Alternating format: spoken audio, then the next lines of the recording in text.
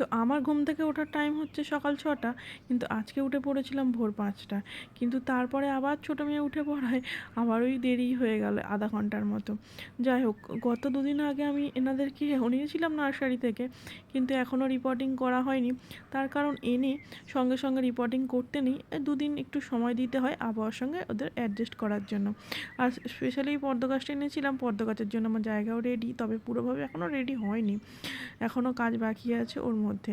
যাই হোক, সকালবেলা পুকুর পাড়টা দেখতে বেশ ভালোই লাগে। আর পুকুর পাড়ে আমি শুধু এমনি আসিনি, এসেছি এই এত কাজ নিয়ে। ওই ঠাকুরের সমস্ত বাসনগুলো এখন পরিষ্কার করব। আর বেশ কিছু জবা ফুল তো পুকুর ধারে আমাদের ফোটে, সেই সমস্ত কিছু দিয়েই সকাল সকাল ঠাকুরের বাসন পরিষ্কার করে পূজাটা দিয়ে দিলাম।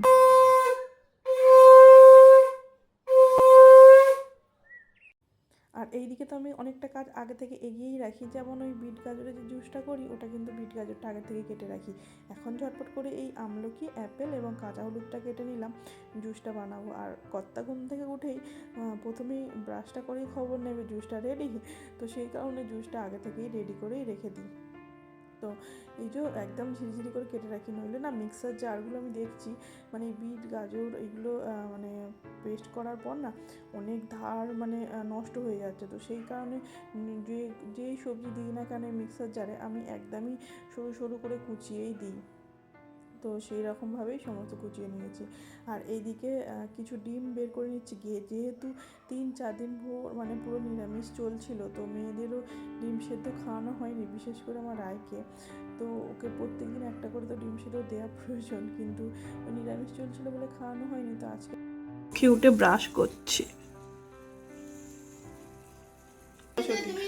তো তাহলে তুমি দুর্গা, যাই হোক সবশেষে তুমি আমার সোনার চাঁদ। যাই হোক, আমাদেরও সময় এরকম ছোটোবেলায় হতো, যেদিনকে স্কুল থাকতো না সেদিনকে অটোমেটিক ঘুম ভেঙে যেত, ভোরবেলা উঠতাম, সমস্ত কাজ হয়ে যেত মানে। আর আপনাদের আগেও বলেছি, এই কাকাটা একদম বাড়ির গেটের সামনে চলে আসে, আর সবজিগুলো একদম দুর্দান্ত, মানে একদম ফ্রেশ ফ্রেশ সবজি। বাজারে গেলে হয়তো অনেক সময় এরকম সবজি পাওয়া যাবে না, তো একদম দেশি সবজি, একদম মানে পুরো বোঝাই যায় সবজিগুলো সত্যি খুব ভালো। তো সেই কারণে এই কাকাটা থেকে এখন প্রায় দিন সবজি নিই। আর যখন হাজবেন্ড বাজারে যাই তো বাজার থেকে তো আবার নিয়েও আসে।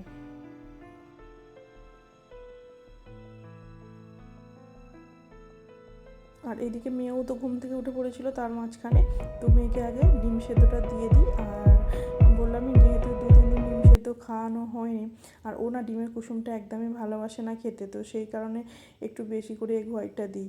আর এই ডিমের কুসুমটাও সাথে দিই, খেতে ভালোবাসে না বলে যে ওকে দেবো না সেটা নয়, মানে দিয়ে রাখি যদি খেয়ে নেয় আর কি, এরকম একটা ব্যাপার।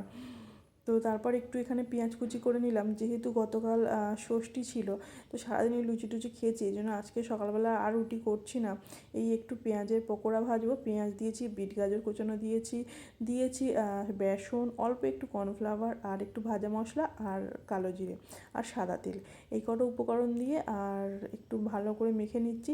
এখন হাতে টাইম নেই বলে একটু জল দিচ্ছি, নইলে ওই পেঁয়াজের রস দিয়েই কিন্তু আমি চটকে চটকে মাখতাম, মাখলে আরও কিন্তু ক্রিস্পি হতো। আর শুধু পেঁয়াজের থেকে এইভাবে একটু সবজি দিয়ে খেলে আমার মনে হয় আরও বেশি ভালো লাগে। যাই হোক, পকোড়া টাইপেরগুলো একটু ভেজে নিলাম, আর কিন্তু আজকে আর এয়ার ফ্রায়ার করলাম না, আজকে একটু তেল দিয়েই ভাজলাম, অনেক দিন তেল দিয়ে ভাজা হয়নি। যাই হোক, হাজব্যান্ডের গরমে মানে পছন্দের হচ্ছে পান্তা, সকালবেলা করে প্রায় দিন ও এটাই খাচ্ছে, আর আলু সেদ্ধ দিয়ে। আর আমি, মা হচ্ছে আমরা সবাই মুড়ি খেয়েছি ওটা দিয়ে। আর ছোটো মেয়ের জন্য এই যে রয়েছে হচ্ছে এখানে সমস্ত সবজি দিয়ে খিচুড়ি।